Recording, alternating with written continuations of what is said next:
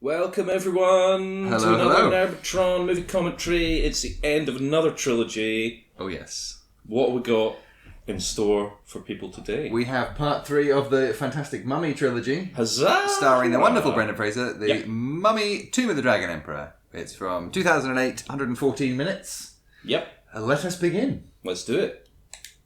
3, 2, 1 and play. It should be playing? It is playing. Universal logo coming out, doing its thing, doing stuff, big, bright, shiny lights. Imagine if the world was that bright. That'd be horrid. Well, not only that, I saw somebody they did the math on Reddit to say how big would these letters be. Oh, yeah. And it's just like earth-destroying scales. Yeah. Oh, nice transition. Oh, yeah, I like that. I like it when they work the logo into a thing. Are we supposed to be seeing subtitles right now? 'Cause Probably. I don't see any, and they should be on. There should be some sort of voiceover here being like, "It's China in the past." Oh, you fucked it. Oh, no. No, it's still playing. Okay, Okay, there no, we go. it is. There we go. There we go. We're we fine. We're good. We're all good. Big, Country, strange, earthy torn apart civil pyramids. war. Well, yeah. Sort of pyramids. So, have you seen this one before? I have not seen this before. You've It's not? a very, very first time. I've seen it once before. I recall being not necessarily too impressed by it, but it's nice to see Brendan Fraser back in action. So, Yeah. that's the only reason you watch it is because it's I mean, Brendan Fraser and Jet Li. this will probably be the last time Brendan Fraser was quote unquote in action Oh. because he was kind of broken after this movie, Yeah, wasn't he? his more recent roles have been quite sedentary. Yeah, a bit more subdued, a bit less Or leaping through fire. Or maybe just barrel voice rolls. only and not actually inside a robot costume. Yeah. Well, yeah, that's the thing because he had to. I've seen like interviews and stuff, and I mean, he's like he actually had to like wrap himself in like bike pads and all sorts of like climbing gear and things like that just to hold himself together for it. See, I like all this. This is very Crouching Tiger, Hidden Dragon. Obviously not as good as that. Well, we'll get the Crouching Tiger references in later. Oh, really? Oh, yes, really. You've never seen this movie. You obviously don't know who's going to crop up. I don't. Well, let us discuss the cast then, shall we? Let's do it. Well, we've got the 2 recurring people that have been in all 3 Mummy films. The only people that were in all 3. We've got Brendan Fraser and John Hannah. Yeah. So we have George of the Jungle and D.I. Jack Cloth. We've got Jet Li, obviously. He's the new Mummy main man, Mummy man. Most famous from Jet Li's The One. Indeed, but perhaps best known for Fearless, apparently. The One, Kiss the Dragon, but definitely not this film. He's not best known for this. No, I don't think anybody's really best known for this. He was in 3 Expendables films. He's more known for that, probably. Well, maybe not, because I had no idea. And he played another emperor in the recent Mulan film, which apparently was absolute trash. Yeah, makes sense. Have you ever seen The One? I think I have.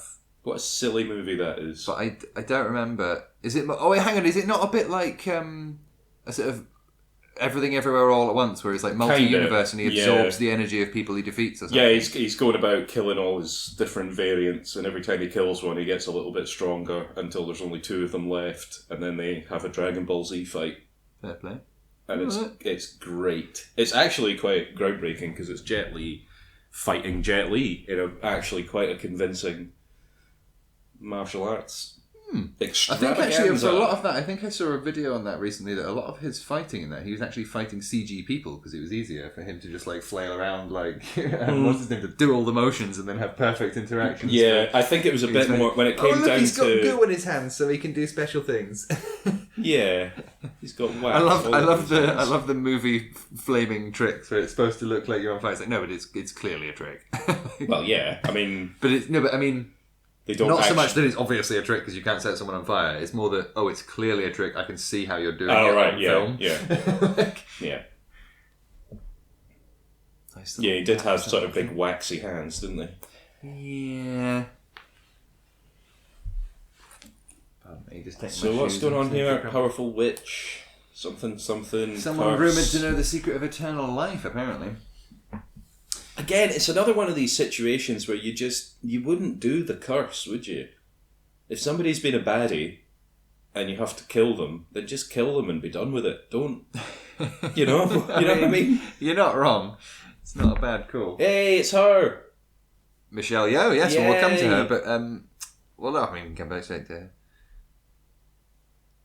She's on my list somewhere. We'll come down there. There's lots of people in this, actually, that crop up. I'm like, oh, them. Let's finish off Jet Li, though. Apparently he's been in stuff since the early 90s, but I think his first, Western appearances were Lethal Weapon 4. Romeo Must Die, which I haven't seen, but it pops up a couple of times in this. I think there's, links to the thing. Oh, and I didn't actually discuss who the director was, sorry, Rob Cohen. Oh, yeah. I've lost the page on him now, actually, but he had done bits that I haven't properly remembered or recognised, I think. Where are we?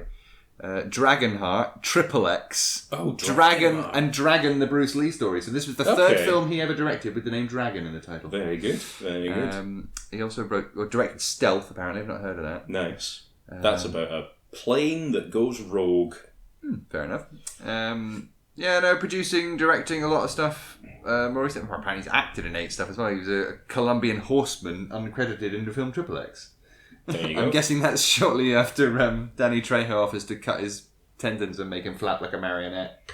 I don't know what you're talking about. Triple X, that's a movie we've got to get to. For some reason, when I was younger, at the time it came out, through various birthday parties and school trips and things, I saw it about 6 times in the course of 3 months because it was 2 people's birthday parties. And I'd seen it already, and then it was the film club. So that film somehow is drilled into my brain, and I've never watched it on home media. I've only ever seen it loads of times in the cinema. It's crazy. Looks like we've got another magic book situation there, possibly. Although one that actually makes sense because they did have books. They did have books at that point, yeah. Or certainly in that part of the world at that time. It was probably the Chinese that invented books, right? Well, first, I mean.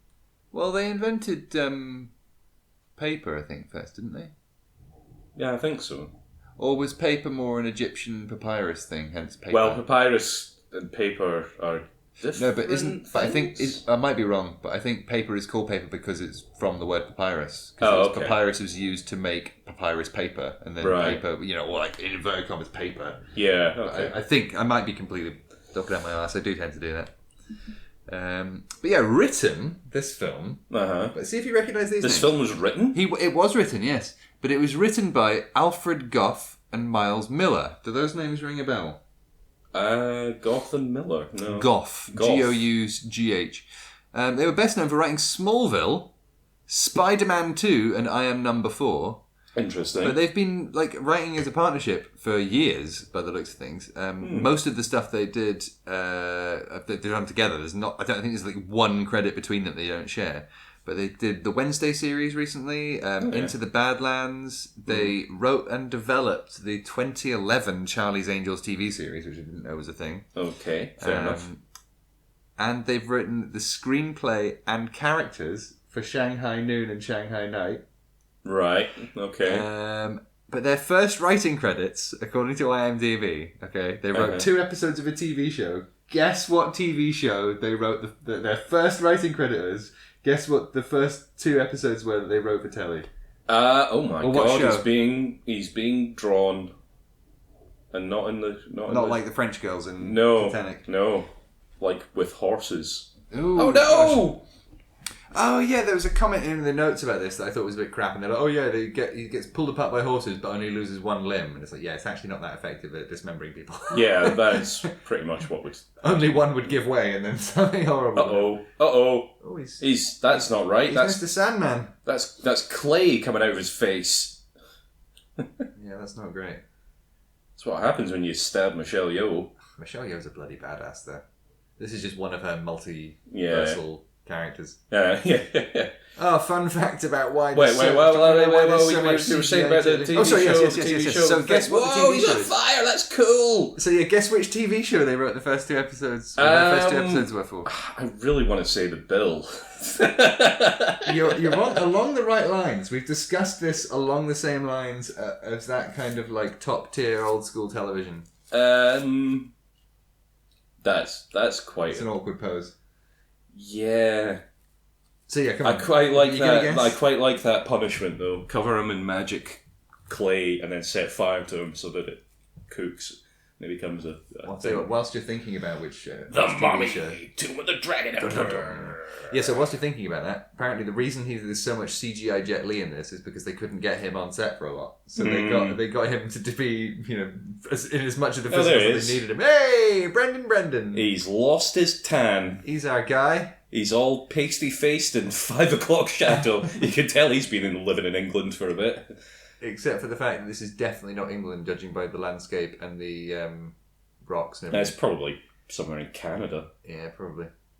Anyway, so yes. TV show.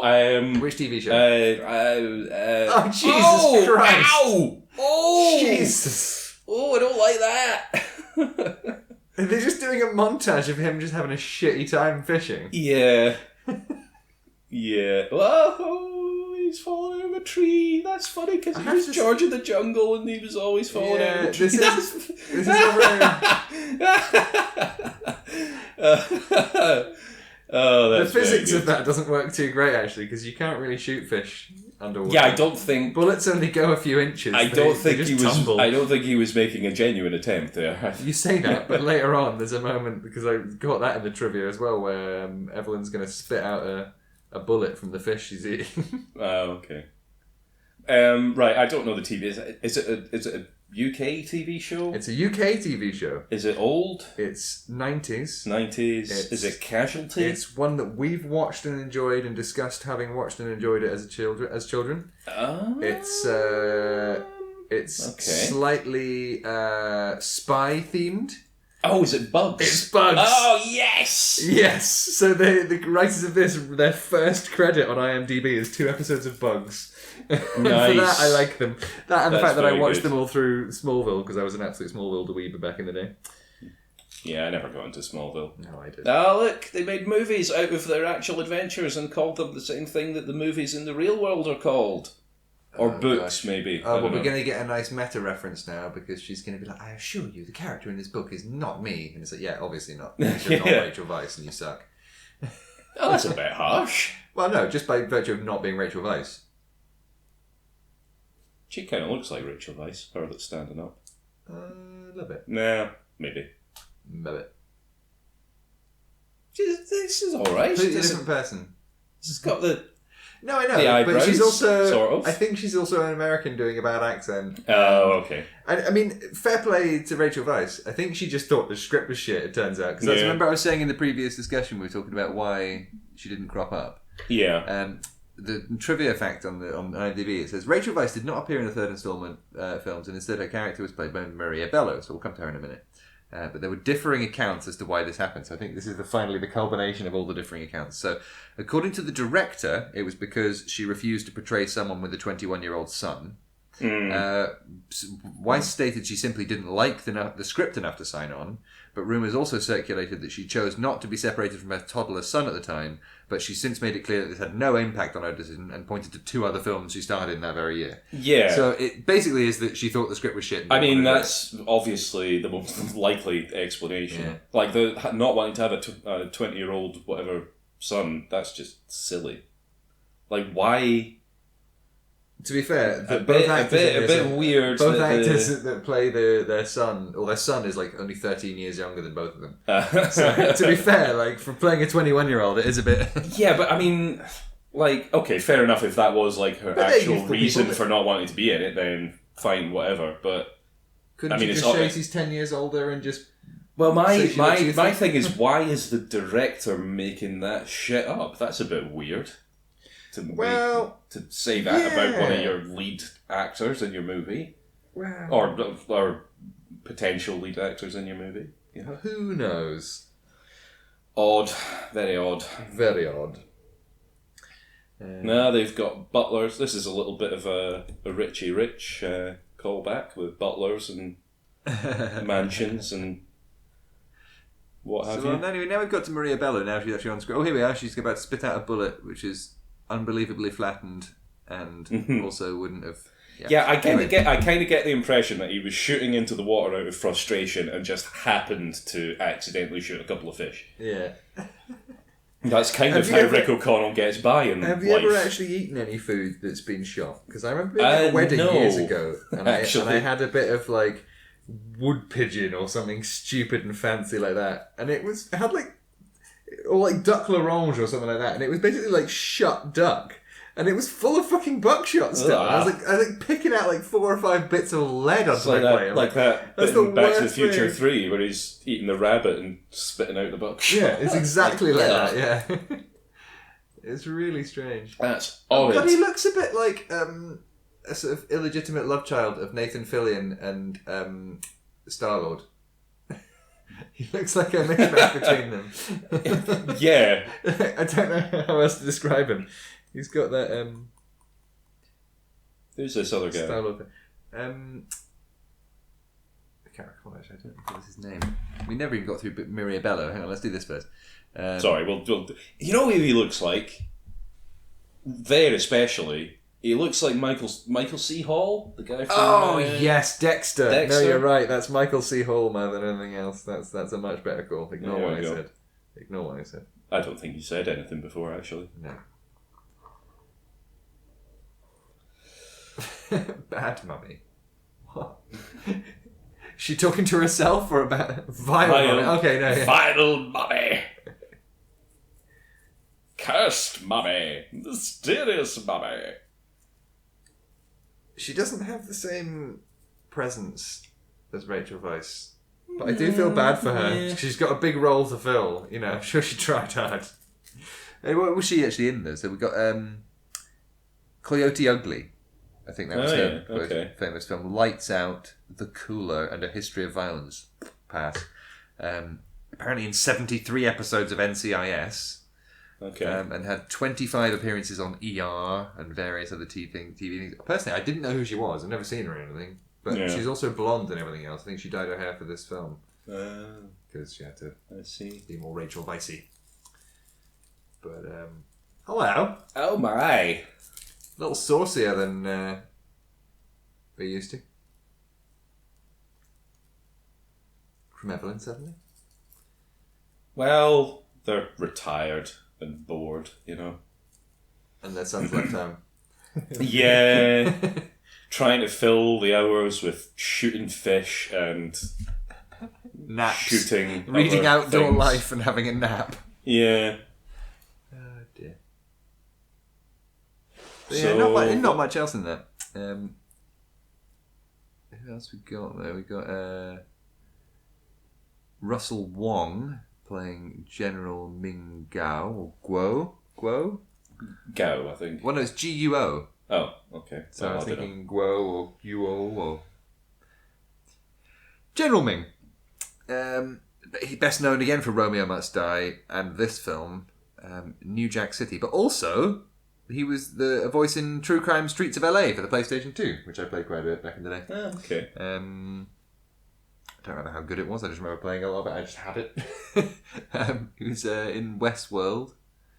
He's in Supergirl, Lethal Weapon again, Lucifer, loads of other one-off things. I don't recognise him from much myself. Supergirl as in the show Supergirl? The show Supergirl, yes. Okay.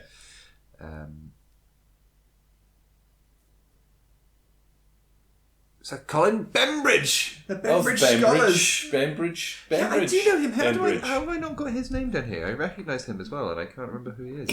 He's very familiar, isn't he? Yeah. Was his face just not here, or is that David Calder? I don't know. Because the picture of him on the internet here has a big beard. Is that him? I think so. Yeah. Yes. So he is in lots of things. David Calder. It says he's best known for this on Internet Movie Database, but also The World Is Not Enough, Rush. And according to IMDb, one of his top 4 credits is playing, and I quote, third crewman in the 1976 film Superman. But he does seem to have been in a lot. He was in Motherland, like the TV show with Diane Morgan. Wait, what was that? Motherland. Really great show if you haven't seen it. In the Lovecraft investigations, an episode of Inside Number 9. He was in Cuckoo, Utopia, Casualty, Inspector Lewis, Heartbeat, A Touch of Frost, and many more over years. but you know the most important question that's coming up. Was he in the bill? Question mark. I almost certainly. No, he wasn't. No. Oh, really? I'm not sure why I asked. He wasn't in the bill. Okay, well, but after that list, you would have expected him to be. Well, that was what I was thinking. I know, I tricked you. Oh no, he's been gassed! A person's been gassed! Who'd have thought that a fucking tomb would have booby traps? Thought you were supposed to be good at this, Alex O'Connell. That man's got no face now, thanks to you. Sort of. Oh, I don't know if this I've put in this in my... Oh no, I put that in my later sections. I'll come back to this. I've got a fun fact to discuss about the crossbows. Okay. Anyway, where did we get to? We didn't get to Liam Cunningham yet. So we've done that chap that I've got out of order. But Liam Cunningham, also known as the one with no fingers from Game of Thrones, playing Mad Dog Maguire. Oh, yeah. Sir Davos Seaworth. Yeah, that's the guy. He's the famous only for being... relatable character in that entire thing. That's not true, actually. Well, later one on, of. anyway. Let's One not of. talk about Game of Thrones. Yeah, they never finished that. Yeah, it's Oddly, weird. never It's even weird. did They an just eighth gave series. up on that. They did a sort of what was it? The Skywalker thing. They were going to do one of them, weren't they? Yeah, it was weird. And then they just completely the didn't sequel do it. trilogy. They just decided not to. It's not weird to having release two it. films in a trilogy and still calling it a trilogy. Yeah. Well, I mean, they did.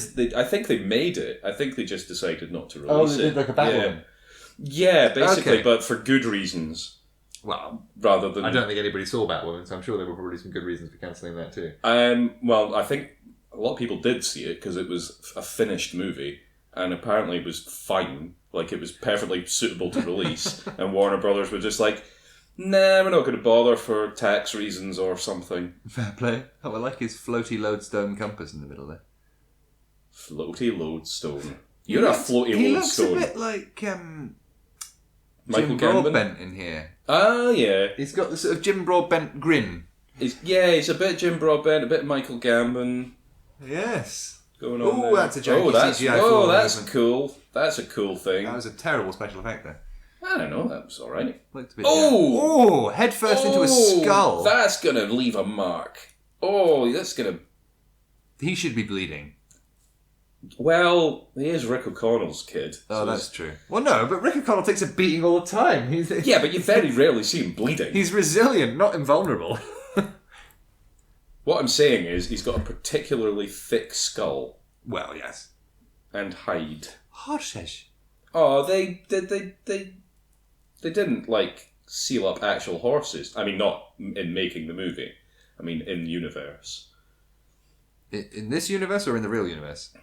In the movie universe, did they... They did it in both in the movie universe and the real universe. I Well, believe. that's shocking and despicable, frankly. Well, actually, no, hang on. No, probably not, because they were representative of people in real life, weren't they? They weren't actually containing. I'm talking about the horses. No, but I know, but the same for the horses. Like, there weren't people inside the terracotta warriors either. They're terracotta things representing... Oh, right. But they were made from people. Like, there were people that were turned into terracotta warriors. In the movie, yes, but in real life, I believe the terracotta warriors were like modelled on real people. Oh, yeah. They weren't actually real people inside them. And I imagine the same for the horses. It's probably just like model of a horse. Yeah. Sorry, yeah, there was rather than just like wait for them to die, wrap their skeleton in clay and like mold them. There was like 3 different universes that we were talking about. The in-movie universe, the making of the movie universe, and real world.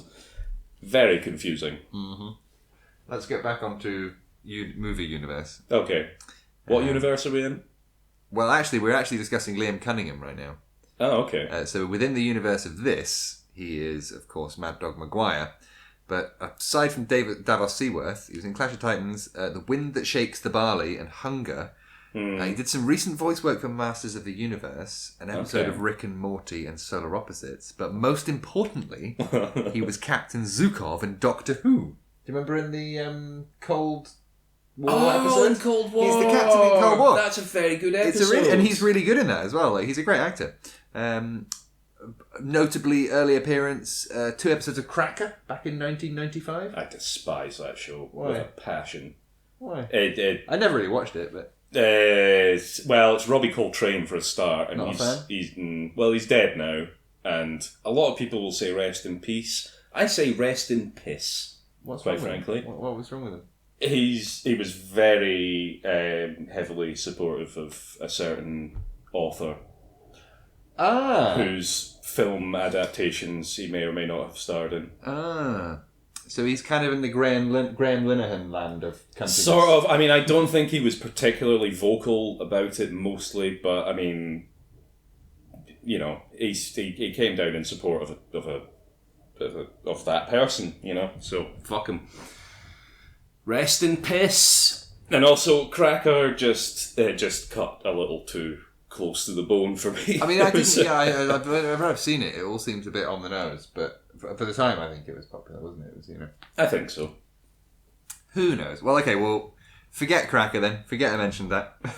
Well, it's important to know about these things because, like I say, a lot of people will be like, "Oh, Robbie Coltrane, he was a good guy," and I'm sure he was a good guy mostly.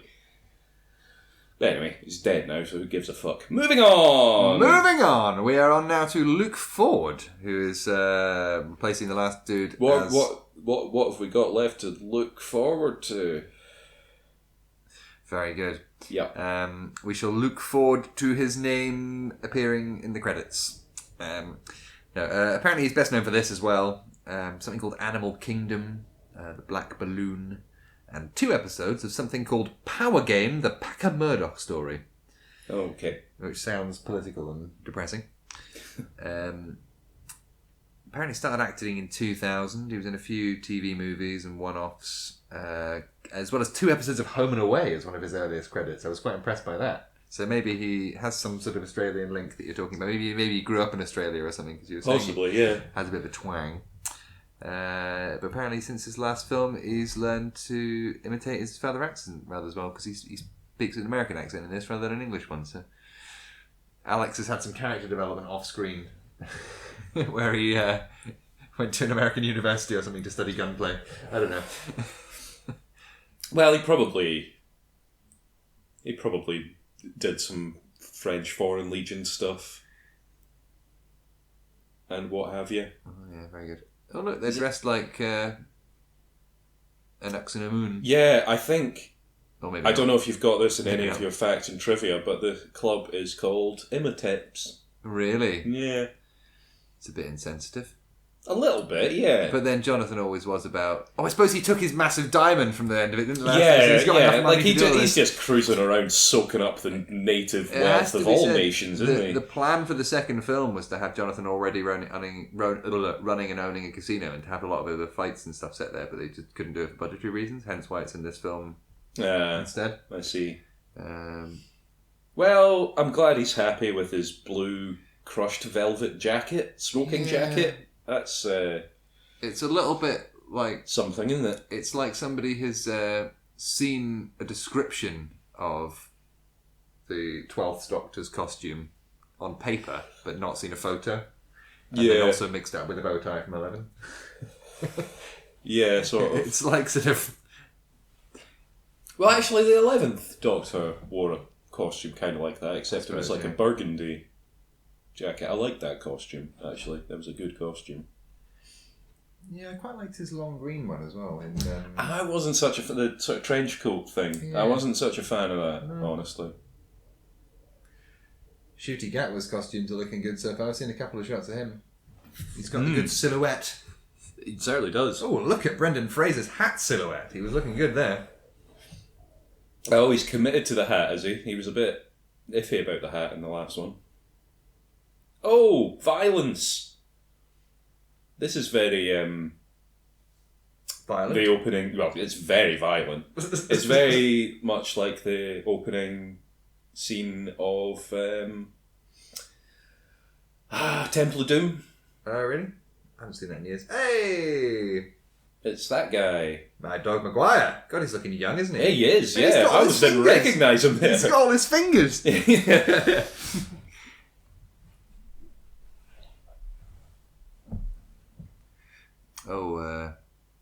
I've got some... I keep spotting scenes that are going to come up, so just take everything in that you're looking at right now. Okay. I mean, that doesn't help you in any way. Not really. Nor do you even need to for the fact. I know how to watch a movie, you know. Well, let's go on to the next bit of the casting, because I think Isabel Long, as Lynn. I think this is who he was just chatting to, but I wasn't looking properly. She's apparently best known for this and something called Bug Me Not. Most of her credits seem to be not in English. Something called Yisa Builai and Mon Lung, but there's not much to comment on because I don't recognise any of the people in it or anything. We're too Western in our movie focuses. I know. And although considering we're watching them all subtitled anyway, it's not just watch. Well, yes, yeah. Nothing to do with this movie, but I have recently been kind of interested in getting into Indian cinema. Okay. Because Patrick Willems did a video recently about it. It was like, okay, this is actually... Well, it's like the whole different variations of it, because it's not just Bollywood, it's like Nollywood, Zollywood, and all these various different variations of it. Yeah. I've seen a few good Indian films in the past. I don't think I've ever seen a single one. I really want to see RRR. Yes. Because that just looks amazing. And then whenever you see any of those Indian superhero action films, they just look completely ridiculous. I want to watch them just because they're so ludicrous and they know it. Yeah.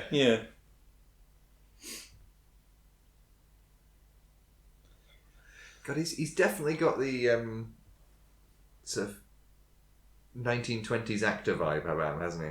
Yeah. Even though this is supposed to be set in the 40s. Bit of a Clark Gable thing going on, I guess. I don't really know who that is, honestly. But I know who you mean, that sort of era. Ooh, guns. War-y guns. War-y General Man.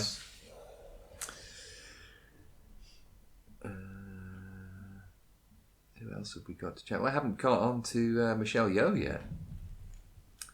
Okay. Obviously, best known recently for Everything Everywhere All at Once. And coincidentally, she and Brendan Fraser both won an Oscar in the same year for The Whale and that film, respectively. Very good. But also known for Tomorrow Never Dies. Yep. In the West. I think that was one of her bigger sort of first Hollywood appearances. Crouching Tiger, Hidden Dragon, obviously. Crazy Rich Asians. Yep. And she was basically one of the only good things about Star Trek Discovery. She played Philippa Georgiou and the evil version of her, and they were still all infinitely more interesting than the main character. I think she's going to be in one of the new Transformers films coming up as well. She's in Rise of the Beast.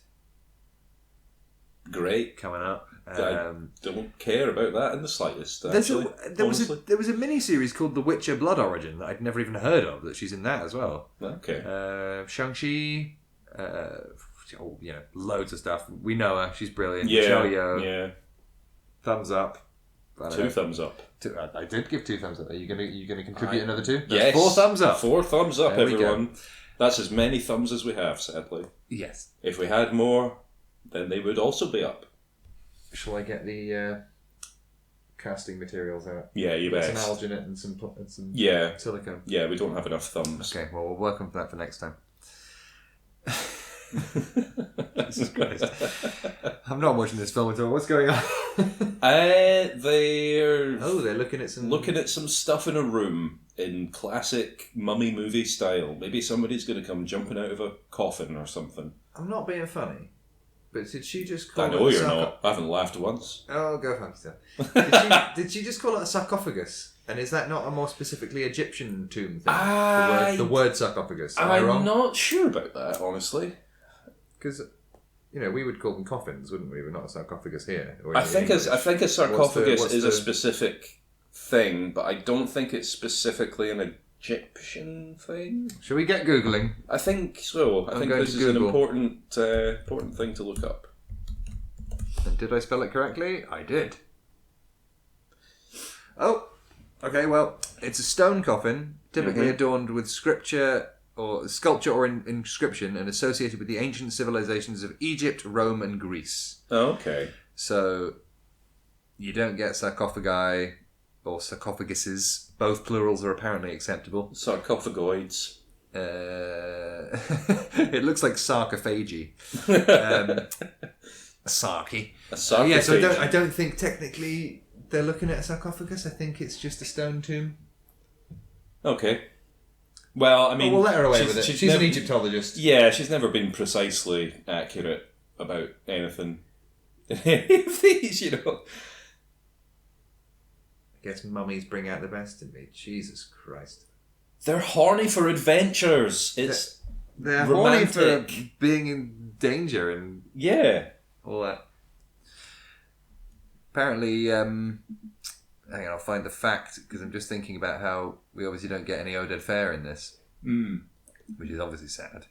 But the filmmakers originally considered bringing back Arnold Vosloo as Imhotep, except this time he's a last resort ally who helps the heroes defeat the Dragon Emperor. Vosloo hated the script and didn't want to make a mummy movie without Stephen Summers, so he just declined to return. Oded Fair was also asked to reprise his role as Ardith Bey, but he declined because Imhotep was not in the film, and it felt if there was no Imhotep, then there's no reason for him to fucking be anywhere near it. Yeah, you would think... He's very intrinsically linked with the Imhotep story. True. And I guess he's probably in that part of the world doing, like, defending the world type stuff. But you would think... Did they even mention him in this? I don't know. Because you would think they would ask him along because, you know, he's handy with a sword. It doesn't really matter what type of mummies he's fighting. It's been 10 years. They've probably not even spoken to him in that long. I don't know. I reckon they communicate via Falcon quite regularly, you know? Well, they wouldn't be phoning each other, would they? They wouldn't be getting on the old Skype. Well, I don't know. They had telegraph back then, didn't they? 1940s? Yeah, but he'd just get his mate to pop in an air balloon and drop a package off, wouldn't he? Don't see him either.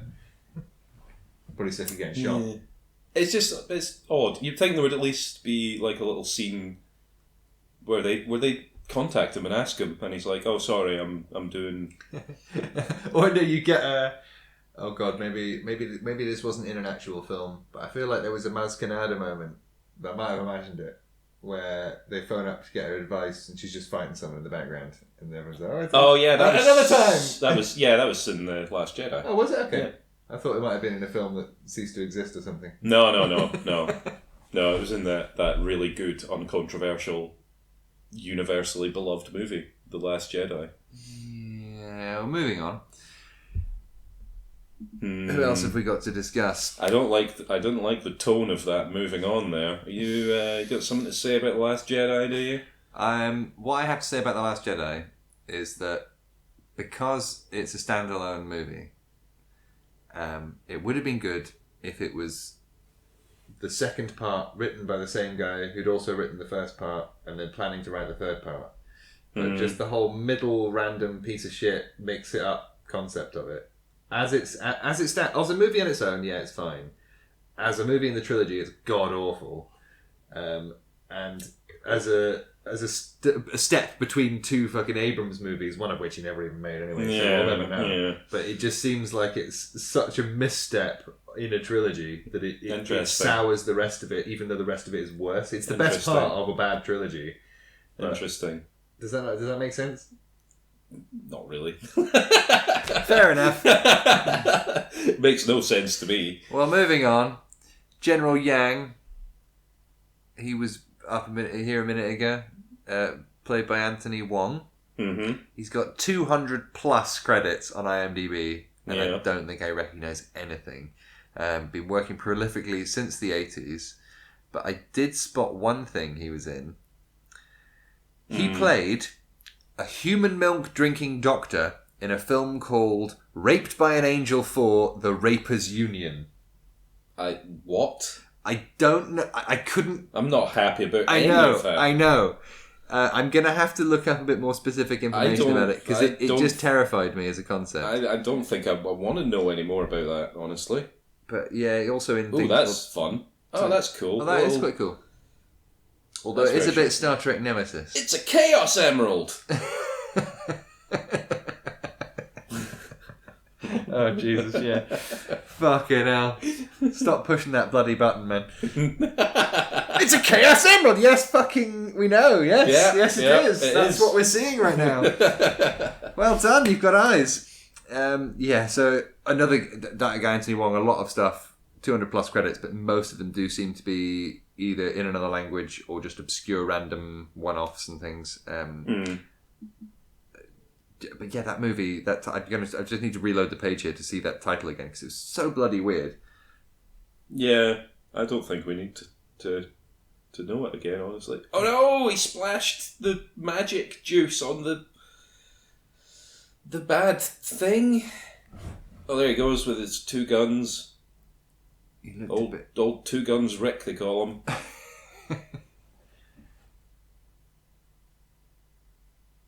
Ooh. No point stabbing them. They're already dead. Well, are they? They're already undead. Ooh, well. Nice throw there, Nefertiri. Shoot him! I'll tell you what, who else he looks a bit like? Murder he looks him! like the actor who plays Jean-Luc Picard's son, spoilers, in Picard Season 3. Oh, okay. If you say so. I did say spoilers, yeah. It was one.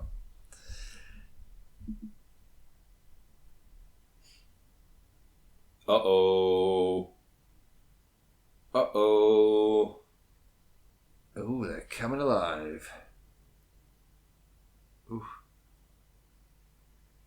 Yeah, that is an oof.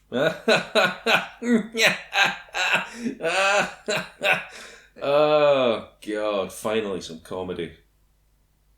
Good Lord. Yeah, that would have been really uncomfortable, being cooped up for all that time with your hands up like that. That's... Ugh. No wonder he's so bad-tempered. He's going to be mad. Yeah, I wonder if they ever actually interact in human form on screen. I don't recall. They must do. Think so.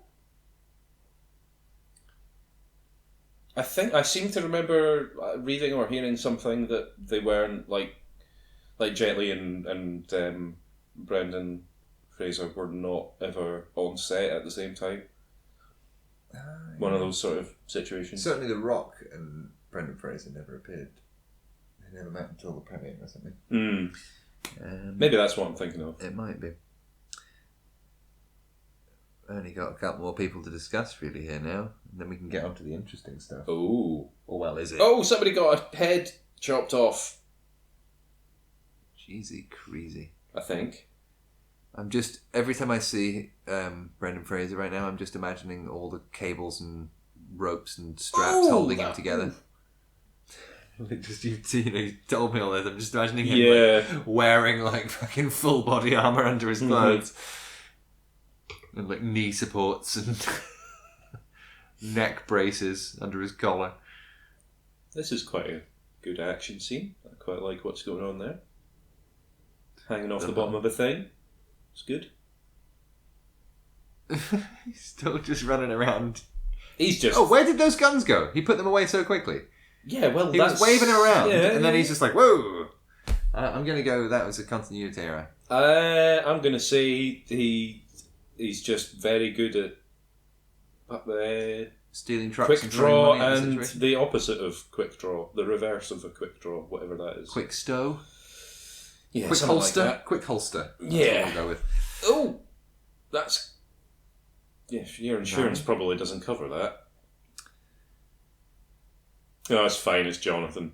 Ha ha, ha ha, ha ha, you creepy, weird loser.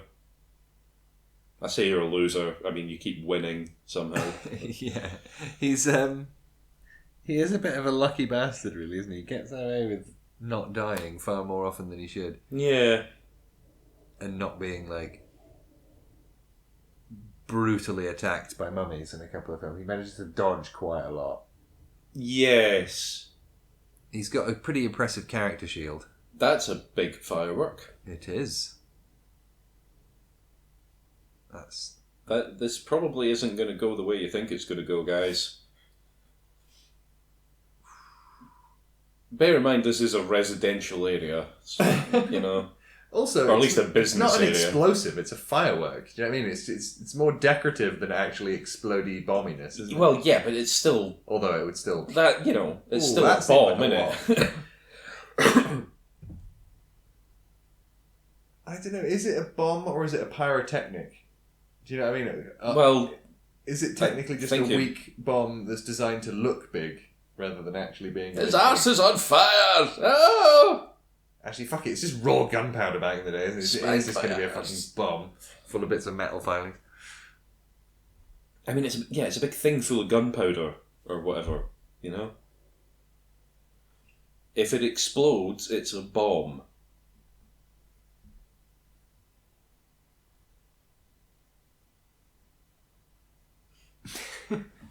This movie.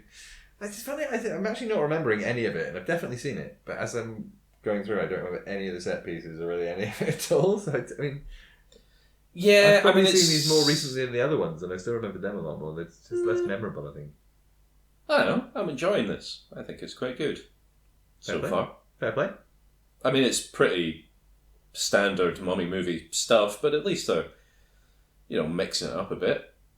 Ooh, they did have a bit of a street chase. I would not feel happy trying to commandeer a blooming mummified clay horse, would you? No, but I'm not Rick O'Connell, so... True. He'll just leap on the back of anything and... Phrasing.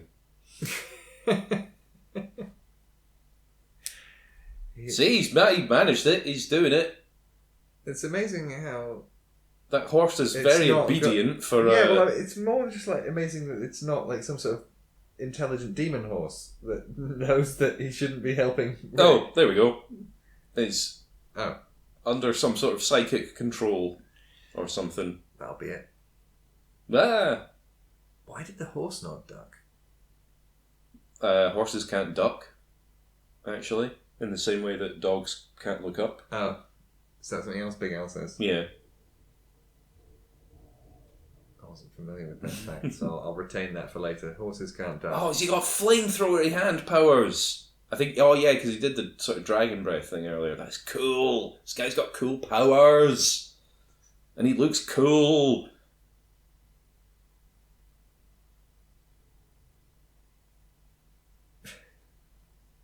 Also, he's Jet Li, so he is cool. Well, yeah, there's that as well. Oh! Take that. Although, I have to say... I love that.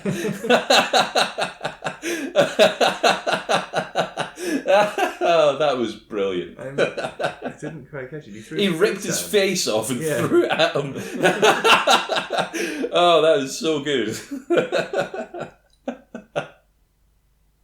It's sort of a long-range headbutt. Yeah. Oh, dear. Oh, that looks uncomfortable. Oh, he's got freezy ice powers and everything. See, Imhotep doing that. A bit more formidable than Imhotep. Although I suppose Imhotep does have the whole windy, icy water control thing. He is basically ultimately telekinetic. But, I mean, if Imhotep sent a wall of water at this guy would just freeze it. Or he'd melt.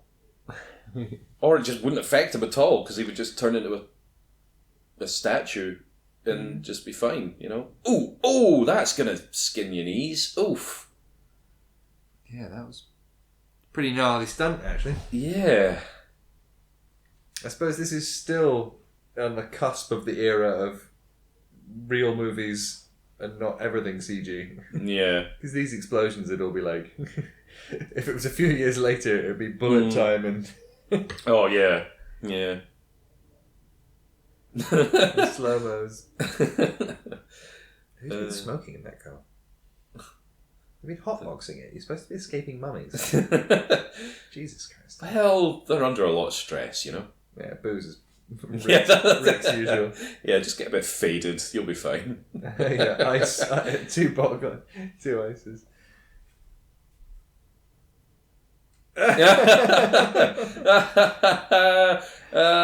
Balls. He is very much more like flashback to George of the Jungle era Brendan Fraser in this. It's a bit more slapsticky, isn't he? Yeah. Yeah, a little bit more cartoony than we're used to. Ooh. Looking good, Evie. got that Oh, Kaylee from Firefly thing going on with all the muck on your face. See, Alex has inherited the old O'Connell charm. Oh gosh, yeah. Just picking really great moments to hit on obviously disinterested women. Oh, they're only disinterested for the moment though, because it's written like a white power fantasy. So they so he'll get the girl at the end, won't he? Obviously. Well, that remains to be seen, doesn't it? No, she needs to just show how much she hates him for most of the movie, and at the end he'll save her life, and she'll realise how much she actually loves him, and they'll make out. I mean, yeah, okay. I mean, that's how these movies work. Probably the way it's going to go. Probably is. Whereas it'd be much more fun if right at the end she's like, "What are you doing? You're like a brother to me." Yeah, I like that at the end of Bumblebee. They did that. Did they? Yeah, they were. I don't remember. They were sort of, kind of setting up or sort of hinting at a potential kind of romantic thing between the two leads, and then at the end, he tries to hold her hand, and she's just like, "No, don't do that."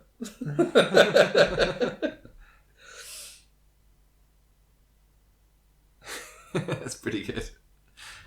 Don't see that enough in movies. Yes. Do you think it's time for a bit of a fun section now?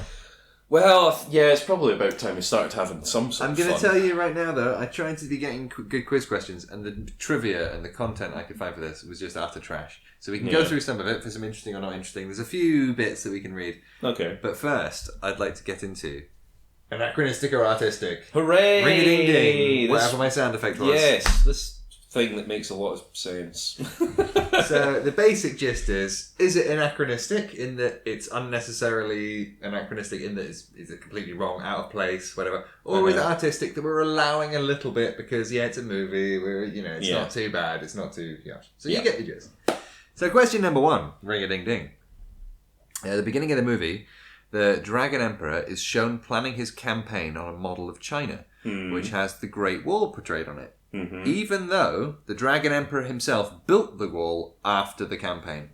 So is that anachronistic or artistic? I'm going to say artistic because that seems like the sort of arrogant thing that a conquering warlord type person would do.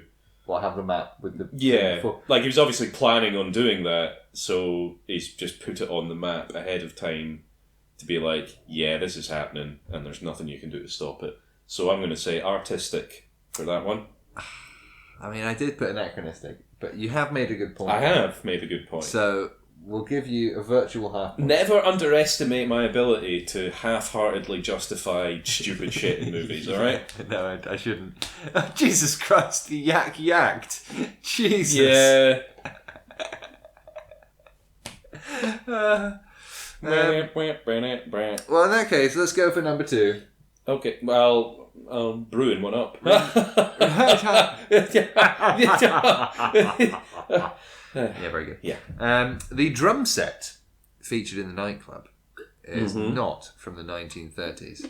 Okay. Some of the hardware, for example, the cymbal stands, were not available until the 1980s. Oh. So is that anachronistic or artistic?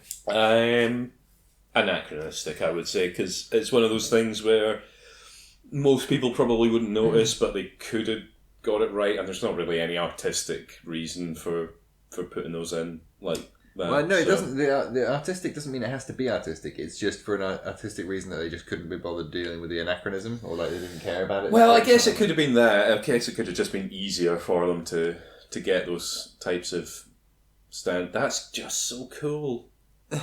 He has to rip his face off to like actually express. Like make facial expressions properly. That's a cool idea for a baddie. I like his style. Oh, yeah. I'm gonna. Did I say artistic for this one? Yeah, I'm gonna say artistic. I'm gonna go for artistic as well because nobody cares except for dank pods. It's so weird seeing him look as young as he does, though, even though he's not actually that old now. Even yeah. That's not how you fly a plane. That's how you crash a plane. True.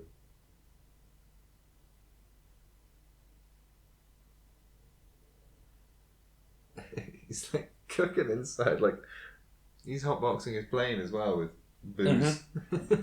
Vaporized alcohol in the air. Yummy.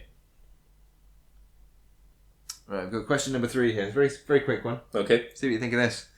The dancing girls in the nightclub, Mm-hmm. just wait for this horrifying fact, they have plastic straps on their bras. I'm disgusted. Are we calling that artistic or anachronistic? I mean, artistic, because Nobody. A, you would never notice, and B, obviously they're going to use fucking plastic. What else are they going to use? Correct. I put that anachronistically artistic. Nobody gives a shit. This is what I'm talking about. This is the level of fact I've been dealing with from IMDb this week. It's been so difficult to actually get some. Yeah, I can see this being frustrating.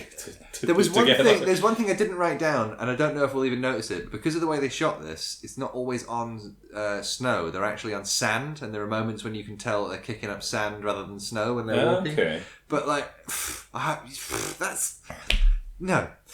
Yeah. You know what I mean? Like, it's not even that interesting in itself. Anywho. Yep. Anachronistic or artistic number 4. Let's see where this goes. Even though the emperor buried his enemies and slave workers under the Great Wall, the bodies would not be buried alongside their weapons or their tools. So is that anachronistic or artistic that they are in this buried alongside their weapons and tools? I'm going to say anachronistic. Really? Because I don't... Although, is there a story reason for them to be buried with their weapons? Do they, get resurrected and use those weapons in some sort of fighting situation for one side or the other at some point? Because if that happens, then fine. Okay, well, we'll leave a pin in that, and I've also said artistic. We'll come back to that. No spoilers necessary. Yes. Well, talking about the terracotta... I mean, obviously that's going to happen, because you wouldn't show it in the film if that wasn't going to happen. You know. So that. I just put artistic because obviously they're going to need weapons so they can be a formidable foe and actually be not just blobs of clay attacking you. Yeah. But it kind of goes into the number 4 though here, or number 5, sorry. As with Imhotep in the first film, the terracotta army are called mummies throughout it, but not a single character in this movie goes through any kind of mummification process. And the only mummy we actually see is the fake emperor that Lynn stabs. So that thing, that the only mummy is that person that she stabbed. So is that anachronistic or is that artistic? I mean, it's obviously artistic, because what else are they going to call them? It's a mummy movie. You got to refer to them as mummies, or you're not making a mummy movie, are you? Fair play. Agreed. I also put artistic. I'll allow it as per the previous mummies that weren't really mummies. Yeah, it's like zombies. Like, people call just any, like the things in Last of Us. People refer to those as zombies, but they're not really zombies, are they? Well, sort of. I mean, they're undead people. Yeah, but they're not like your sort of traditional... want to eat you and infect zombie. you. Maybe it's a bad example, but you know what I mean. But I know what you mean, yeah. I'll give you that. That's a pretty precarious looking bridge. But in surprisingly good nick, considering how old it presumably is. I wonder if somebody's going to make that collapse at some point. Is he having to go at his son for having too many guns? Well, you would, wouldn't you? There's a problem. It's not called the Peacekeeper, it's called the Peacemaker. That gun is known as the Peacemaker, but he called it the Peacekeeper in this. So he's even talking about his own ass about his own gun. Also, watched here, he's got a drum magazine, and later on it'll have a non-drum magazine, but you don't see him reload. Okay. Little continuity thing. This is the level of trivia I was dealing with today, okay? These are the facts that I have on hand. This is what I can provide for you. I'm sorry. I seem to remember seeing because obviously we've not got the sound on, so we can't really obviously hear it, but I remember seeing a clip of that bit where they're comparing guns, and like Rick O'Connell's like got a weird kind of voice going on. He's really... Should we put the audio on for a few seconds? Well, no, because I think it's done now anyway. But just doing a bit of an odd. Well, yeah, because not like a complete change of accent, but it's like he's kind of slipping into almost George of the Jungle kind of. You know style. what though? I might actually consider, on reflection, giving him a pass on the accent. Because, first of all, his mum's English, and he sounded English in the first film, or he is. No, Rick O'Connell had the weird voice. I mean, not his son. Oh. His son does, I think. Oh, because we were talking about his accent. His accent. Yeah, his accent does slip a little bit, but the actor's Canadian. The character's sort of parents are English and American. Yeah. Presumably grew up in England. But not necessarily, because he's also certainly in some British TV, but then also in Home and Away. So he's who knows where the fuck his accent's from. But also in universe, he's travelled a lot. He's been around a lot. He's obviously absorbed different accents since the last film. It's like when you meet people that sort of born in Sweden but then live in America from the age of 8 and they have a little teeny lilt of something and you're not quite sure where it's from and it makes them sound German or something. It's like accents bounce around like that. So people think I sound like I'm from the West Country because I started with an English accent but I have very Scottish R's. So I'll say car and they'll think I'm talking like that going down a Slinger festival. So accents are weird. Yeah. Who'd have thunk I'd been living in Scotland 30 years? Do you know the difference between an accent and a dialect? I do. Tell us. Accents are the way that you talk and the way your voice sounds, and dialects are the baddies in Doctor Who.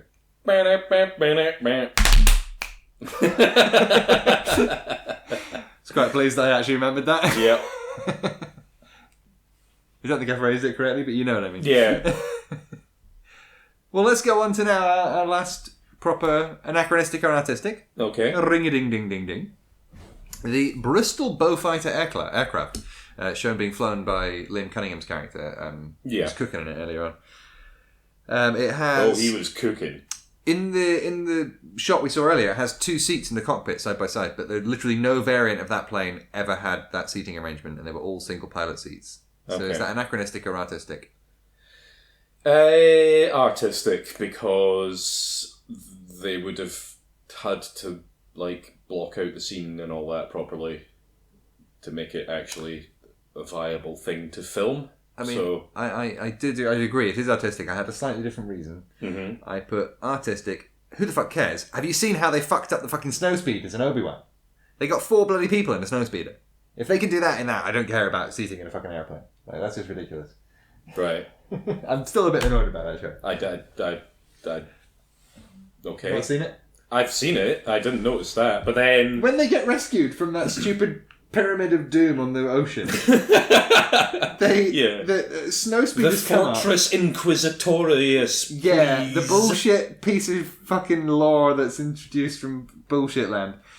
The fucking snowspeedery things turn up, pop a cockpit, and they're like, oh, hop in. And Obi-Wan, Leia, and 2 other people apparently fucking hop inside a bloody snowspeeder, which we've seen. Fine. There's 2 little seats, and they're crammed up with a gunner behind them. No fucking chance. No fucking chance. I mean, one of them's very little. No fucking chance. No fucking chance. Doesn't work. I mean, if that's your main objection with that show, then... Oh, no, I have many objections, but... That's one of them. Oh, look at these guys. They're cool. These are Yetis, and they're motion captured by somebody called Michael Shearer and Scott Taylor. Okay. I couldn't find anything about them. They didn't have IMDb pages to link. Don't think. Certainly nothing on Wikipedia either, but it said, fun fact, they're motion capped by people. Interesting that they're on the goodie side. They seem like a thing that would be fighting them, not fighting with them, you know? Well, I think they know... They can sense a good person and a bad person. Oh, okay. They've got magical Yeti sense. Maybe they were sent by the Yeti in Monsters Inc. from Monsters Inc. Yeah, they're looking for snow cones. Mm-hmm.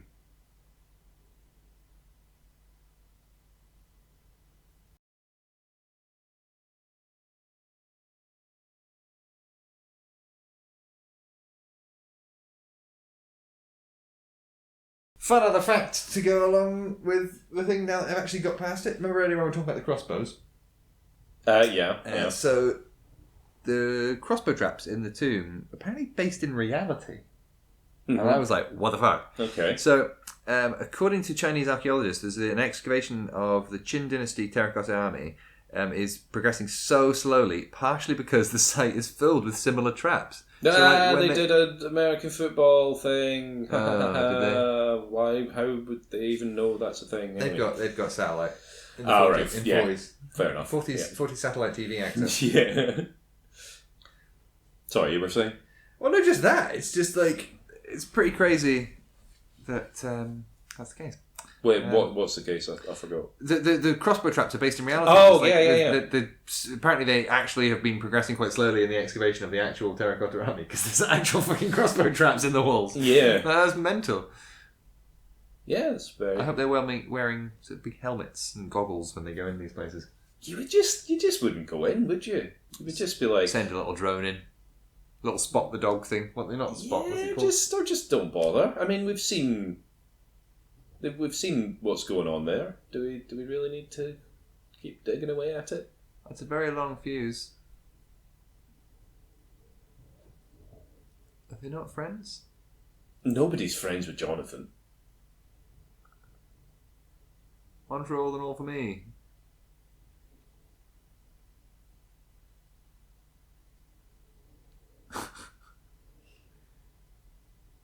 And they understood that, did they? This is dynamite, we should get out of here. Oh, that's a very mummy shot, isn't it? Yeah, see what I mean? It looks cool! I like this villain. He's good. He's got cool powers and he looks cool. I'm not saying that Imhotep wasn't also cool. Imhotep was cooler. No. Well, actually, he was a bit hotter because it was very desert. Well,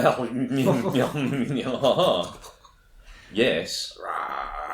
But also, Imhotep couldn't do any of this shit. Well, like, he couldn't scream at a bunch of Yetis. Well, actually, he probably could. Could have done that, probably. But he was afraid of cats. I bet this guy's not afraid of cats. Also, I don't think that's going to put the fuses out.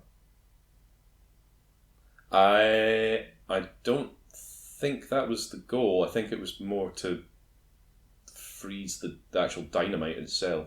Did they freeze it? I thought it was just water. Oh, I thought it was like... I wasn't paying attention. I'm lost. I thought it was what's his face using his freezy ice powers.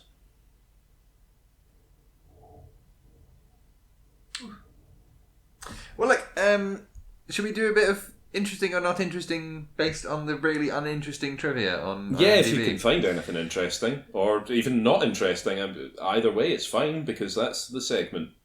Okay. Well, okay, this is one that can fit in. Is this interesting or not interesting? There's a small device that triggers a trap by dropping a bronze marble from a dragon's mouth into a frog's mouth. And apparently it's inspired by an ancient instrument that could predict the direction of a coming earthquake. And was considered the first seismograph. Is that interesting or not interesting? That's actually quite interesting. It is quite interesting. Very interesting, actually. There's a lot of interesting stuff in like ancient seismograph tech and stuff like that. Yeah. I would have a lot of plumb bobs and dangly strings and all kinds of like sensitive stuff. Interesting. God, these things are so bloody dumb. You don't need any more diamonds, Jonathan. Jesus Christ, mate. Like, just listen to the quality of this fact that's written on IMDb here. The Tomb of the Dragon Emperor, with its terracotta warriors, is inspired by the real-life tomb of the first emperor of the Qin dynasty in China. Like that's not... Oh! Ooh. Stabby. Right in the... Ooh. Right in the guts. I'm right in the back. Ooh, that... Oof. Don't die, Rick. You're the only likeable character in this whole thing. Yeah. Ooh, good gravy. Don't get crashed under that. That's a lot of rock and ice there. It is a lot of rock and ice. Oh ho ho! It's rocking its way down the mountain. See what you did there? You made a... I did. I made a funny. You made a pun. How wonderful. Now, see, if Imhotep was here, he would just do ice wall. Problem solved. Oh, look. That's what this guy's done as well.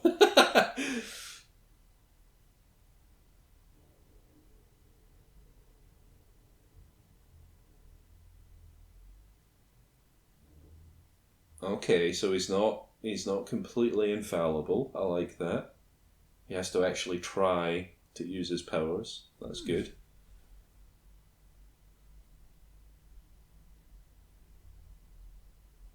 Ooh, he's getting swept away. Jonathan. Yeah, that's what we really needed is a fucking slow-mo shot of Jonathan running away. Like, fuck why that is guy. that the slow-mo shot this show? Yeah. Oh, that's... Oh, that's gonna sting, that is. You'll need a change of socks, because they'll be wet through. Oh, that's a pretty devastated section of mountain then. It's just as well they've got these Yetis. How's there no snow on that roof bit? This is covered in snow. Jonathan, you greedy little bugger. You're always after your gems. Yeah. He's always after his Lucky Charms. Very good.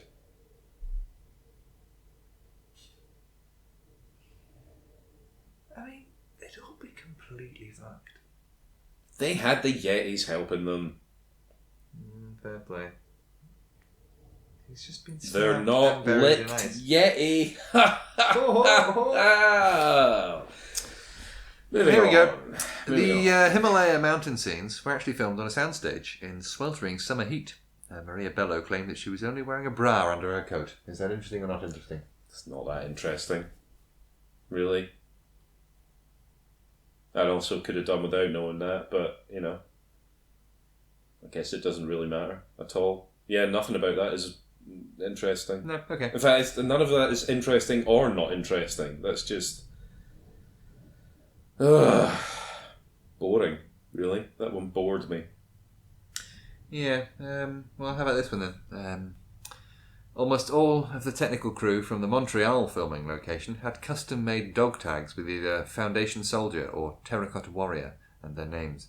The whole crew decided to do so after the documentary filmmaker T.G. Matthews and a few other crew members had some done for fun.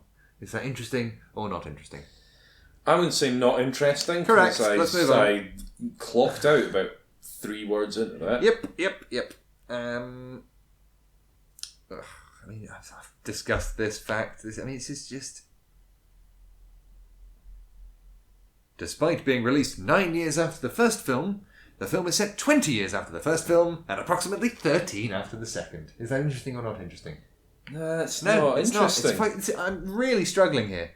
And at approximately 1 hour and 52 minutes, this is the shortest film in the trilogy. Is that interesting or not interesting? Well, that's fucking fascinating. Right. Frankly. There's also a lot of people here, right? There were a lot of people who auditioned for the role of Evelyn. I'm going to read... The role of what? The role of Evelyn, so who took over from Rachel Weisz. Oh, right. So Maria Bello got the role. No, he's dead! Oh, we'll be back, it's fine. No, he's not. He's just asleep. It's fine.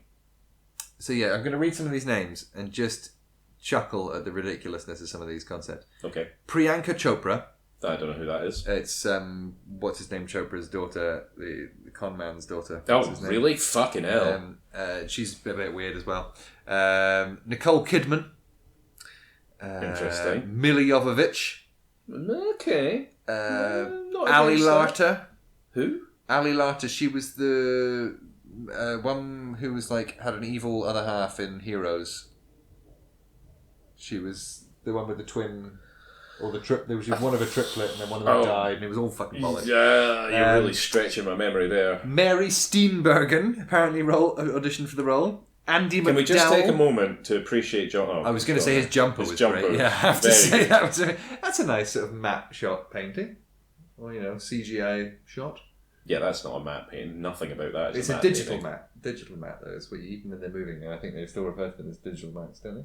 I don't know, actually. I don't think so. Matte paintings are just for wide shots. Yeah. And then occasionally you'll have a little insert bit of real footage and stuff. Yeah.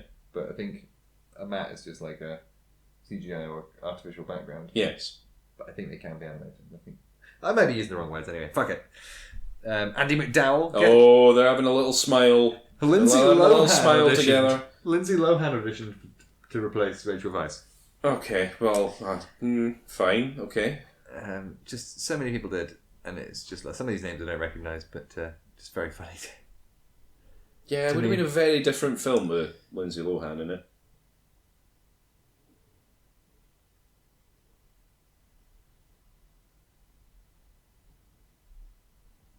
I mean, and it's basically about as much fun as it'll get.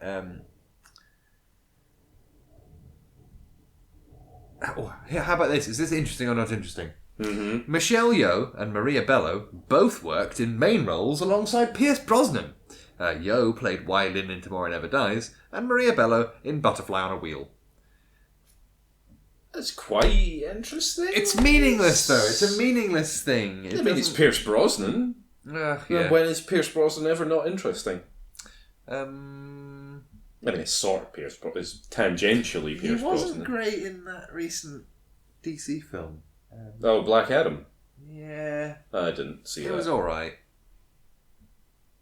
I still want to watch the new Shazam movie, the sequel.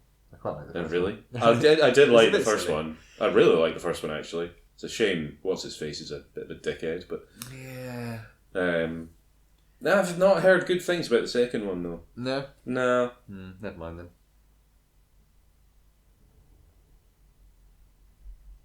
Oh, yeah, here we go. So that I was saying how Jet Li obviously isn't in it as himself much. He was only available for a part of the shoot. Apparently it's decided that it would either be a rotting mummy or encased in terracotta in most of his scenes, so that he could play him in the flesh, and the rest would just be done by CGI. So he literally is only on set. But that is a great jumper. It is a very good jumper. I'd wear that jumper. I wouldn't, actually, probably. I would. I'm a jumper wearer. I'm wearing a jumper right now. You are wearing a jumper. You know, it's not as good as Jonathan's. It's not, but it is fluffy and soft. Here we go. This is potentially an interesting and not interesting. Is it because it's long?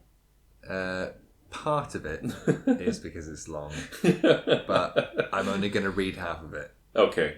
In the closing scene, a screen text reveals that mummies were soon thereafter discovered in Peru, a possible stinger for a sequel. Peru is the home to the ancient Incan civilization, which also mummified their important members. Right. There was indeed going to be a third sequel titled The Mummy 4, Rise of the Aztecs, but since Aztecs are native to Mexico, it probably wouldn't have been set in Peru. Okay. I think they were thinking of getting Antonio Banderas as the next line villain, there, he would have been the antagonist, but it was cancelled in favour of the reboot with fucking Tom Cruise. Jesus. Well, fucking hell. As I said last time, Brendan, he's our guy. If he can't do it, Cruise will try. Yeah, he will try, won't he? He'll try hard, yeah. He is a fucking try hard, isn't he? Yeah. That guy needs to shut up, frankly. I don't know what in the world makes him think that anybody, or makes anybody think that anybody would be interested in which order he's going to see fucking Barbie and Oppenheimer. What? Exactly. That's apparently newsworthy. What is? The order in which Tom Cruise is going to see those two movies. What? Exactly! What? And also, I'm just channeling David Tennant right now. Remember he came out and said that fucking The Flash was quote unquote the greatest superhero movie of all time. What a fucking joke that man is. Maybe there's a Scientology connection to The Flash that we're not familiar with. Probably. I do wonder. He just needs to. All Tom Cruise needs to do is finish up with his Mission Impossible, and then just shut up and go away. I thought you were going to say something a bit more mortal than that, but well, shut up and go away. Some may argue that Tom Cruise is already dead, and that he is just being animated by studios, by some gruesome and unholy union of AI and bicycle pumps to do this weird promotional stuff. You've misunderstood entirely. His body is powered entirely by thetans. Oh, of course. Unfortunately, he has an abundance of them, which is why he's had to stay with Scientology for so long. Yeah. And why he has to do that weird run. Yeah. Anyway, things are happening in the movie. Yeah, I'm totally not paying attention to this now. I think it's ending. He's gone into a magic pool of magic. Oh, he's immortal now. So he wasn't immortal before, was he? Oh, he's. Oh, it's. Why? It's the one again. Oh, he's turned into a dragon. What? Oh, I Is suppose there he is nothing the this Dragon guy Emperor. can't do? Oof. Tell you what, I didn't see a 3-headed dragon coming. That's what she said. Wait. No, I'm saying there's something about that. What do you... No, let's... I think we should stop and analyse this, actually. What did you mean by that? Well, I'm implying that she didn't witness the coming of the 3 dragons. I'm sorry I asked. Right, moving on. I don't know, I'm sorry. Take it back. Oh my. I can't restrain the crudeness today, it seems. Apparently not. Well, he's off.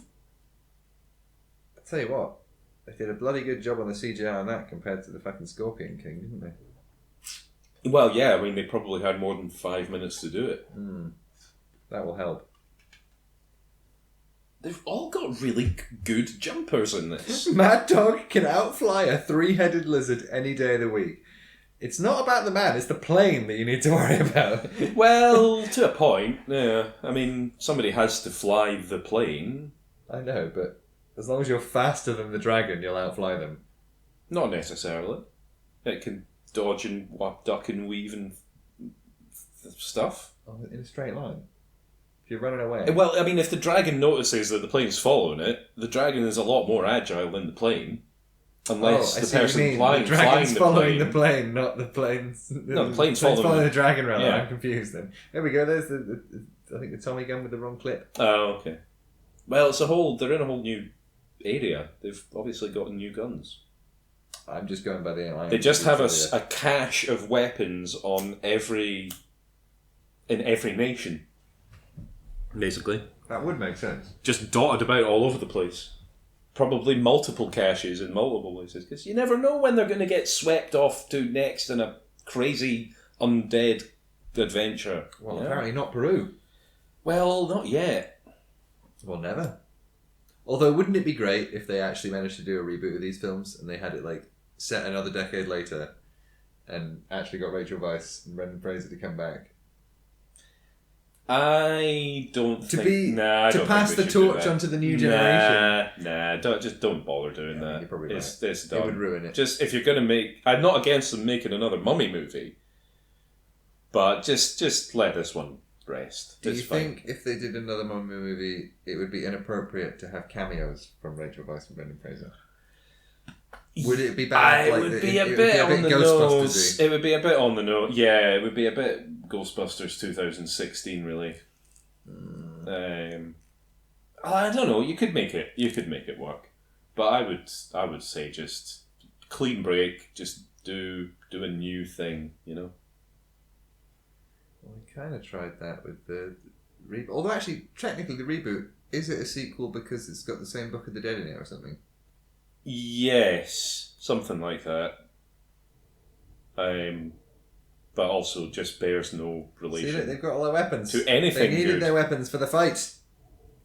So did you actually see them getting buried with their weapons? No, because they could have when they were excavating them. I think you could see a lot of them. Oh right, okay. Because I was going to say they could have just picked them up along the way. They could have done, but I think the army was fully equipped underground, ready. It would make sense to do that. Honestly, it would just save time, wouldn't it? Yeah, give them a little backpack with a little bit of clay bread and clay water bottle and stuff. That was nice. I like that. Yeah, that was cool. Shedding of the shedding of the clay or whatever it was. They're not pointing in the same direction, Evie. Although I suppose it doesn't matter. Yeah, you're still going to hit something. Yeah. Don't think it's really going to help anyway. Somehow. I mean, that is quite the formidable army. Yeah. I don't know if it's as scary as Anubis' army. I think it's a bit scarier because it actually looks like it's there. And it didn't really... Not so much in the last one. I like those weird Anubis warrior things, but they were a bit PS3 cutscene, you know? Harsh but fair. In this, they're PS5 cutscene, and that's a bit better, you know? Yeah. Yeah, they're pretty next gen. Yeah, they look alright. They look like things that are there, you know? And he actually is there now. Yeah, he is. Although, didn't he have a beard when he was put in the clay to begin with? Funny, but Michelle Yeoh literally hasn't aged in 20 years, has she? She looks exactly she is the same actually there immortal, I think. Yeah, I think she might be. Like, she looks exactly the same there as she does in Everything Everywhere All at Once. Hmm. In fact, younger in that movie because she doesn't have the grey streak in her hair. Do you know what I mean? Yeah. It's crazy. I mean, makeup artists and de-aging and what have you. I often wonder in these situations how fucked up the kind of human assistants of the mummies are. Like, that they're just going along with this and like witnessing all this crazy shit around them and they think it's fine. Yeah, you would think at some point you'd be like, oh, Jesus Christ. That's oh, these fun. are all the slaves that he killed that are come and fight for her, are they? That makes a lot of sense. Cause it's a workers' revolution. So it kind of implies that in reality they'd have to like rip up the entire wall because they were actually buried under the wall. Yeah, but she's the doing wall. a magic thing. Oh, they've got faces now. Well, some of them do. A lot of them do. I was hoping for some Ray Harryhausen style skeletons. I wonder how good we could do that these days with like modern 3D printing puppets and stuff like that. How good could we make a Ray Harryhausen style stop motion fight scene? Like with modern compositing. I know that for the for Peter Jackson's King Kong, they did for like the special features on the DVD. They did like a replica of a scene, like from the original, and did it actual stop motion and stuff. Because I went to the Ray Harryhausen exhibition in Edinburgh a year or so ago. Really cool stuff, like seeing the original armatures of Kong and stuff. But just thinking like that they're all handmade, and the ability for us to like 3D print stuff now with metal. Yeah, like, the ability to make like such intricate like resin printed models, it'd be crazy. Certainly would. He's like, are we friends with these loons? Are we good with this? Uh-oh. How vulnerable are they? Are they as vulnerable as actual people, or are they... Well, we're about to find out, I think. Because if they're already dead, how can they die? Well, they could be, like, incapacitated, I guess, or... you know, they're... She's always hated that shit. Okay, they're pretty resilient. Oh, that one's got a one in its face. It's fine.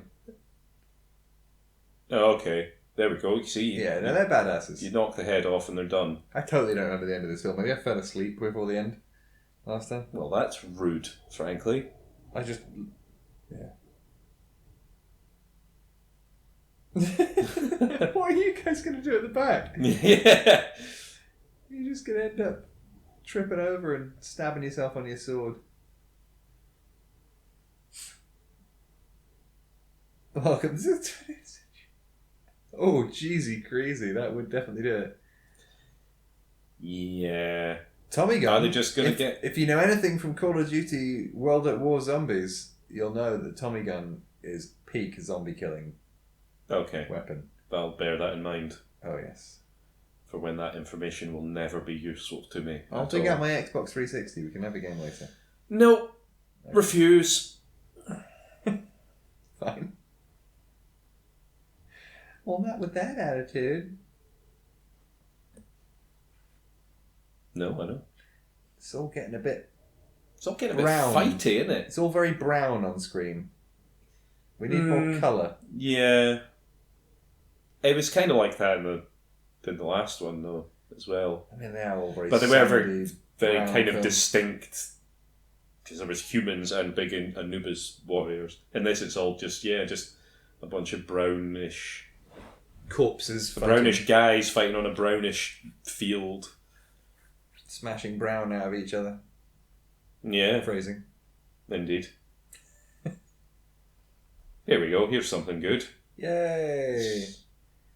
Well, maybe. Trained martial artists fighting together in potentially well choreographed but unnecessarily choppily cut scenes. Yeah. Give us a wide shot, Jesus.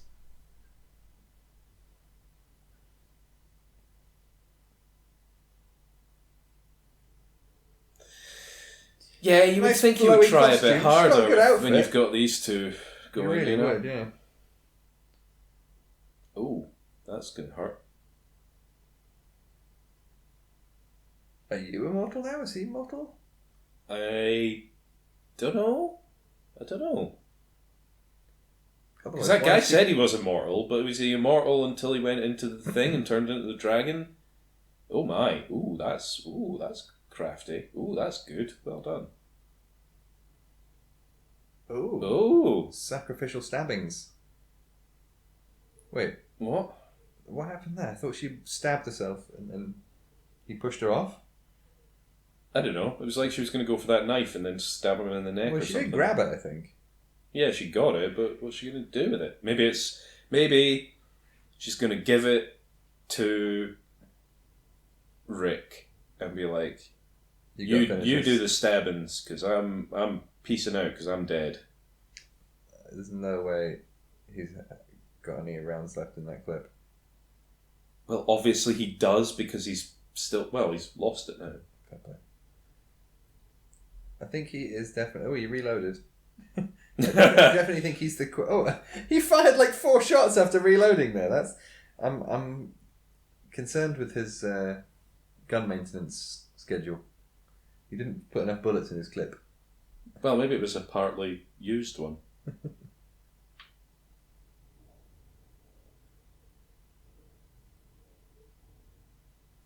Doing not too bad in the old close quarters combat here. Yeah, that's his forte, though, really, isn't it? Yeah, I wonder if this was another flailing wildly at nothing situation. Presumably. Oh, here he comes. Here comes. Oh, they got 2 planes. Oh, shut up, Is that Jonathan. Jonathan? Yeah. There's no cover bad language. Ah. He knows how to make an entrance. He certainly does. He knows how to make us cringe. Yeah, he's good at that. Oh, too. he can turn into a big bear monster thing. What's I going on thought he was there? a dragon emperor. Not a weird bear thing, man. I don't care. Oh, That's that plane, cool. there's no way that plane would have stayed in the air for like a fraction of a second after Well, he it grabbed it. didn't. It would have just like... No, I mean, he would have grabbed it and he wouldn't have taken off. It would have just smashed straight in the ground. No chance. I mean, it pretty much did do that.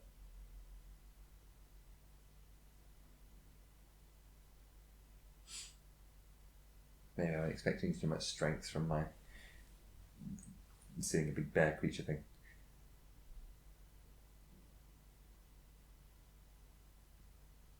That was a good transition. It was good. Yeah, the special effects have been pretty good in this one. Yeah, it's alright. It's alright. I would describe this movie as alright. I can see why it wasn't as popular as the other two. No. Although technically it grossed, I think, 400 million for 150 million budget worldwide. Hmm. So it was technically a success in financial terms. Which is usually all they need to make a sequel, but apparently not. Well, they tried, didn't they? And Oh, then yeah. it all went horribly wrong. And then Tom Cruise insisted it Oh, was look, his I was right. turn. Yep.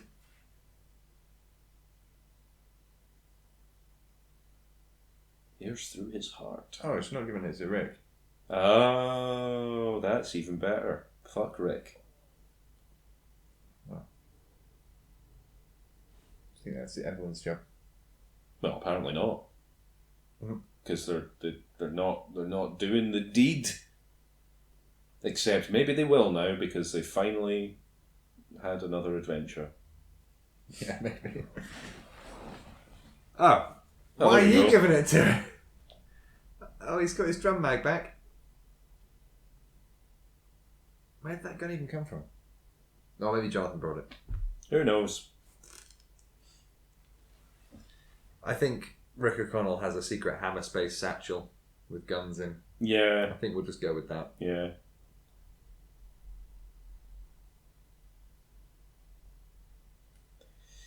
Oh, he's pyrokinetic as well now.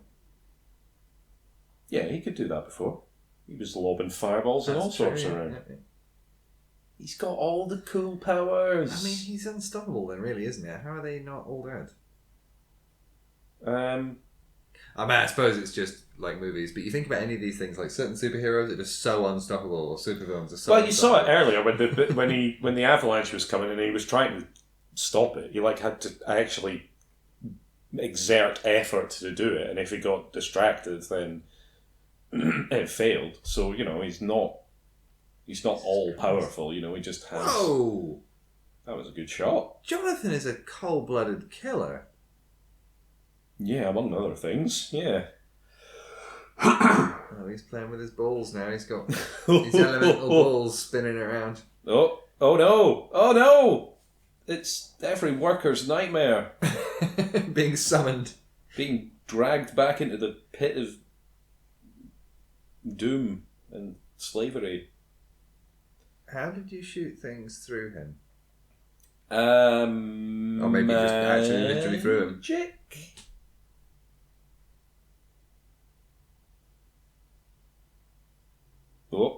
Oh, you're fucked now, mate. Oof. Ow. Ooh. Ooh. Owie. Yeah, you're not going to get him through the heart with that when he's big mode. Oh! That was singy. Ow! Oof. Yeah, there is basically not a prop. Did he actually get him in the heart somehow? Well, maybe. He seems to be... I don't think there's a single prop or wall that Brendan Fraser has not been just thrown into in this movie. Do your catch trick. What are you doing? Oh, you did. Oh, you didn't. He's old. He's old. What? You let it break. Yeah, I don't think it would have broken like that. That doesn't seem right to me. You're losing your edge there, Rick. He did lose his edge. Yeah. Oh, dear.